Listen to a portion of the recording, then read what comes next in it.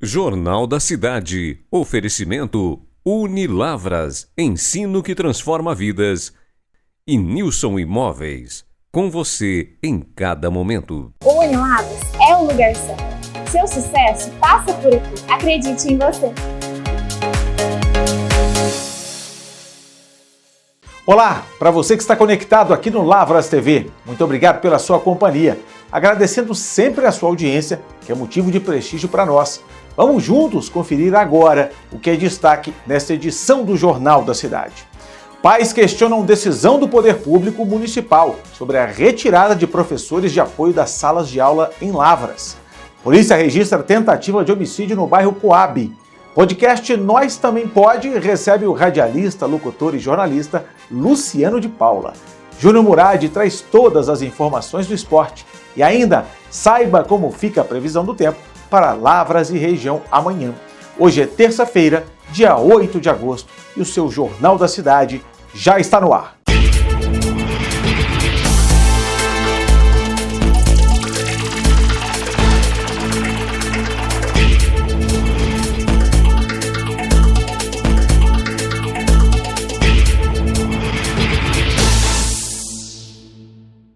Nessa semana, nós fomos procurados por um grupo de pais de crianças atípicas que questionam a decisão do Poder Público de Lavras de retirar os professores de apoio das salas de aula no meio do ano letivo e de promover trocas entre estes profissionais da educação, como explica Jader Rizieri, pai e representante do grupo de famílias atípicas de Lavras. Boa tarde, Frederico. Boa tarde a todo o pessoal que vai ver esse vídeo. Meu nome é Jader. Casado, pai de 2 filhos, da Lorena de 10 anos e do Henrico de 8 anos, autista também com outras comorbidades como TDAH, transtorno de ansiedade, TOD, e nós entramos numa luta junto com os pais, criamos um grupo de famílias atípicas, de pais e mães de crianças atípicas nessa cidade, onde a nossa luta, a nossa reivindicação na verdade foi em busca de uma resposta, de uma decisão do poder público da cidade, onde foi feito trocas de professores em pleno meio do ano, porque nós sabemos que essa troca ao fim do ano é normal, mas quis a prefeita tentar fazer essa troca no meio do ano, o que trouxe um prejuízo muito grande. Quando chegou ao nosso conhecimento essa possibilidade de tirar os professores de apoio das nossas crianças, e de fazer essa troca, nos causou bastante preocupação, porque sabemos da dificuldade das nossas crianças se integrar na escola, a inclusão na escola, e essa mudança no meio do ano poderia causar grandes transtornos. E para evitar isso, junto com a Fabiana, junto com a Júlia, representando as demais mães atípicas da cidade, fomos ao poder público, tivemos com a prefeita, tentando sensibilizar ela para que ela pudesse nos atender, usar de sensibilidade para poder atender e não fazer essa mudança. E foi nos negado esse pedido, alegando lei, alegando cumprimento de lei. E não nos contentamos, procuramos também o Ministério Público e também foi nos dito que não poderiam agir mediante as suposições, a previsibilidade.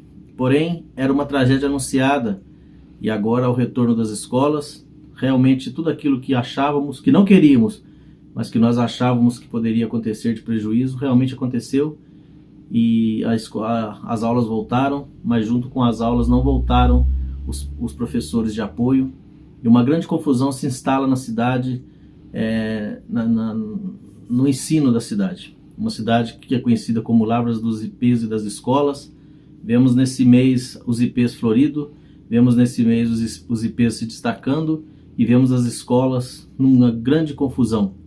Então nós não estamos lutando contra pessoas, não estamos fazendo política, nós não estamos lutando contra nomes, nós estamos lutando contra uma causa justa e vamos lutar até o fim.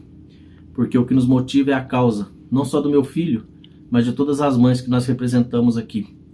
Então quero deixar bem claro que essa luta vai continuar. Ontem estivemos na Câmara dos Vereadores, não foi nos negado a palavra, mas depois nós viemos a entender que é a regra da casa, que para ter voz lá precisa de um requerimento, isso foi feito. Ontem teve uma certa confusão lá, porque nós exaltamos um pouco, porque para defender uma causa, porque coisas graves estão acontecendo. Tem relatos de mãe que a filha já tentou suicídio, e isso foi muito grave. E essa situação não é culpa só da mãe. Os nossos filhos não são responsabilidade só nossa. Os nossos filhos são responsabilidade do poder público. O poder público é colocado para atender e para cumprir. Arrisca a lei que protege, a lei que dá o direito da escola, dá o direito da educação, dá o direito da saúde de qualidade. E nós não vamos abrir mão disso. Nós não vamos deixar que os direitos dos nossos filhos sejam tratados como privilégios. Não é privilégio os nossos filhos ser atendidos. Não é privilégio os nossos filhos estar na escola. É direito e ninguém nos tirará esse direito. Enquanto forças nós tivermos, nós vamos estar nessa luta, junto com as mães, com esse grupo fantástico que nós montamos, das Mães Atípicas de Lavras. Esse grupo vai se fortalecer ainda mais, porque temos apoio não só das mães atípicas, mas de toda a sociedade lavrense. E deixamos bem claro, nossa luta não é política, nossa luta não é contra nomes, é contra causa. E por essa causa nós vamos até o fim. Eu agradeço o espaço e os novos passos agora amanhã provavelmente terá uma audiência pública, e futuramente nós vamos voltar no Ministério Público e de alguma forma essa situação será resolvida. Muito obrigado. Nós entramos em contato com a Prefeitura de Lavras e até o momento não recebemos o posicionamento do Poder Público Municipal até o fechamento dessa edição. Mas o espaço continua aberto para que este pronunciamento seja feito. E a gente vai seguir acompanhando este caso do grupo de famílias atípicas de Lavras. Mudando de assunto, na noite desta segunda-feira, por volta de 8 horas, a PM recebeu informações pelo telefone 190 sobre a ocorrência de disparos de arma de fogo na rua Paulo Costa Pereira, no bairro Coab, em Lavras. De imediato, as equipes policiais deslocaram até o endereço do fato e depararam com um veículo sobre o passeio, com sinais de disparos de arma de fogo no vidro. Os policiais receberam informações de que um dos passageiros, de 20 anos, teria sido atingido por tiros e que uma ambulância já o havia socorrido para a UPA. De acordo com a PM, as diligências começaram a ser realizadas no sentido de identificar e localizar os autores dos disparos. Os militares foram informados que os suspeitos da ação estariam em uma motocicleta e que o fato teria ocorrido como forma de retaliação em decorrência a disparos de arma de fogo que, segundo a PM, teriam sido feitos no dia 5 de agosto na casa de um suspeito, praticados por essa vítima. Contudo, a polícia não teria sido acionada neste dia 5. De posse dessas informações, os militares conseguiram identificar um dos suspeitos que está sendo procurado. A polícia informou ainda que a vítima dos disparos está com situação clínica estável e passará por cirurgia. Vamos falar de coisa boa? Você já conferiu as edições do nosso Nós Também Pode? Esse é o podcast do Lavras TV, uma das novidades da nossa programação. E olha, está fantástico. Nessa segunda-feira nós recebemos com grande prazer o radialista, locutor e jornalista Luciano de Paula. E nós separamos alguns trechos deste podcast. Confira! Eu lembro que minha mãe, ela ouvia diariamente uma oração da Igreja Aparecida, da Rádio Aparecida. Olha. Então, minha mãe, eram 5 irmãos, homens, minha mãe criou. E nesse momento, Fred Júnior, às 6 horas, a minha mãe era muito brava, no sentido da gente ficar em silêncio para ouvir a oração da Ave Maria. Ali, né? Tradicional. Né? Tradicional, ainda e era muito. rádios... A rua inteira ouvia. Eu morava no bairro São José, e a rua inteira ficava aquele silêncio na rua, todo mundo ouvia o padre da Rádio Aparecida e tal. E eu tinha uns 6 anos por aí, eu falei, gente, eu ficava pensando, como é que uma pessoa com a voz consegue mobilizar, parar tanta gente? A pessoa ficava quietinha, ruas, padarias, açougue, supermercado ali. Todo mundo ficava ouvindo o padre, a benção, as pessoas tinha água, botava no copo a água, benzia a água e tal. E eu lembro que eu ficava vendo aqui, meu Deus, com a voz, né? E esse cara faz isso e tal. E daí eu sempre tive paixão pelo rádio, sempre. E depois meu pai foi transferido para cá, nós viemos para Lavras e tal, e chegamos aqui. E com 13 anos... Com quantos anos? Eu tinha uns 8 anos, 7 para 8 anos. E eu lembro que o meu primo, muito conhecido, que é o responsável por eu estar aqui, que é o Tati, o Carlos Alberto Gonçalves. Falecido Tati, né? Falecido Tati. Tati. Importantíssimo também, né, Luciano? No rádio aqui, Do lavrense. esporte lavrense, da divulgação. E eu lembro que ele foi lá em casa, eu tinha uns 13 anos, ele foi convidar o meu irmão, Deon, para fazer a parte de office boy. Lembra quando tinha aquele cargo de office boy nas empresas, fazer mandado e tal? E o Deon não quis. Mas você já tinha um tom de voz diferente? Não, eu não era locutor, não. Eu gostava de ficar na mesa, atrás do rádio. E eu fui e falei, ô Tati, o Deon não quer, cara, eu quero e eu vou. Eu tinha 13 anos.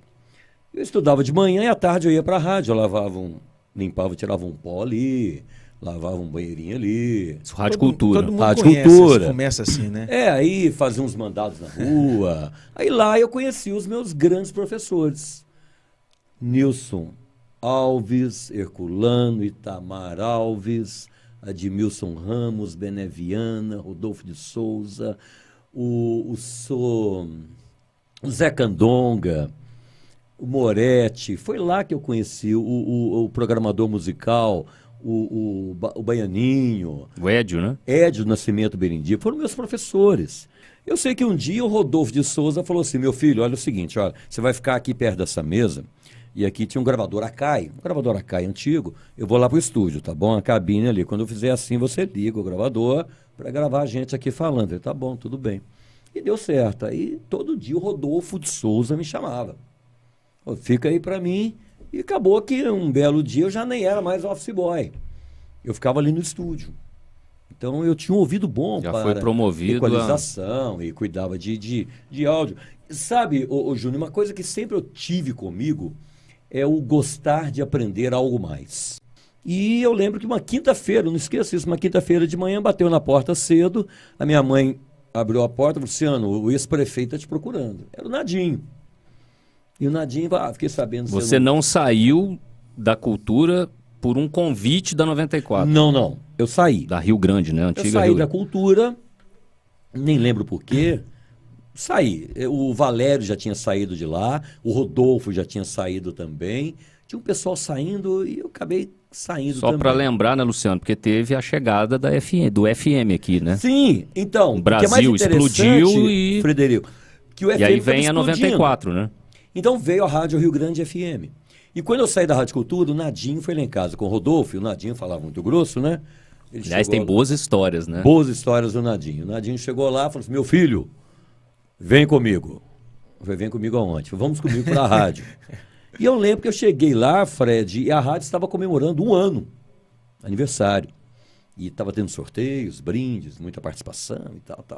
E eu lembro que eu cheguei lá e estava o Marcos Venerando, que é o filho do Nadinho, que estava na mesa. Uhum. E eu lembro que eu cheguei e ele, fica aqui para mim que eu vou ao banheiro. Na mesa? Na mesa. Nossa, tipo... Piloto sai da cabine e fica aqui para mim, pilotando. Esse era o teste de fica aqui para mim que eu vou ao banheiro. E ele saiu da mesa de som, foi ao banheiro, eu sentei lá e nunca mais saí. Imperdível! Para conferir essa entrevista e todos os outros podcasts, é só acessar o Nós Também Pode, o podcast do Lavras TV, no canal no YouTube ou mesmo no Face ou Instagram. Aproveite para curtir e compartilhar. Hora do esporte aqui no Jornal da Cidade. Quem está chegando com as informações mais importantes desta terça-feira é o Júnior Murad.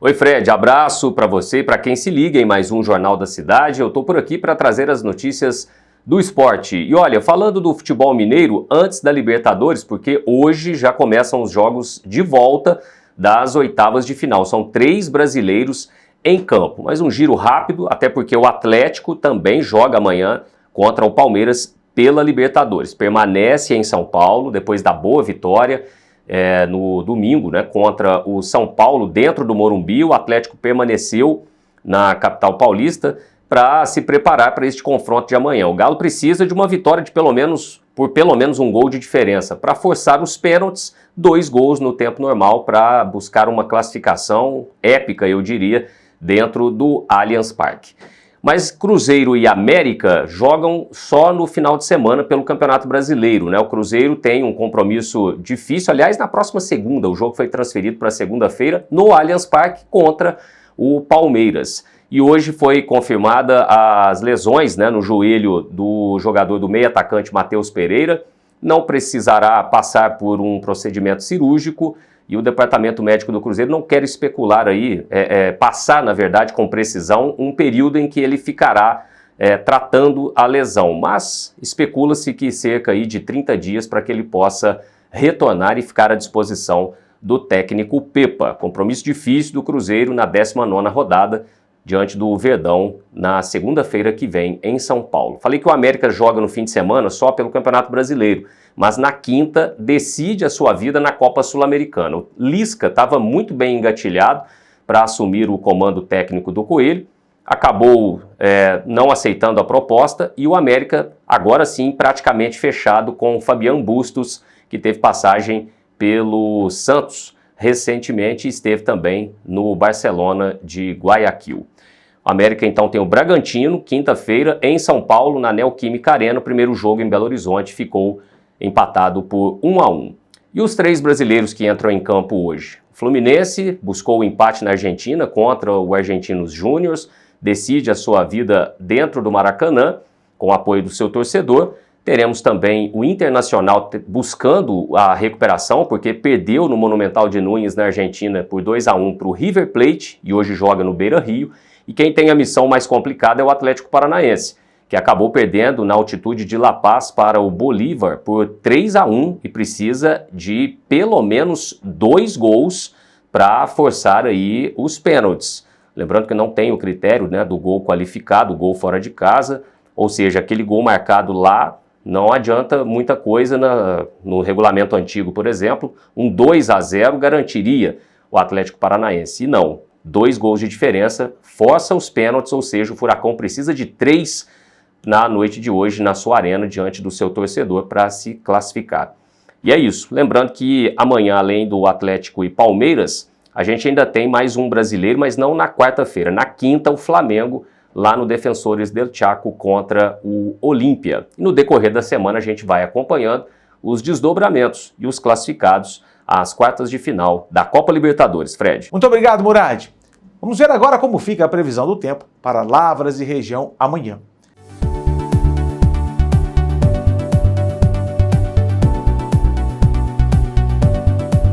A quarta-feira será de sol, com muitas nuvens. À noite, a nebulosidade diminui. A temperatura mínima será de 14 graus e a máxima 26. Tensão em ventos fortes de 20 km e a umidade relativa do ar na casa dos 38%. Esta foi mais uma edição do Jornal da Cidade. Continue acompanhando tudo que é notícia em Lavras e região, aqui no portal do Lavras TV. Acesse também o nosso canal no YouTube. Curta e compartilhe os nossos conteúdos do Instagram e do Facebook. Lavras TV, o seu canal de informação na internet.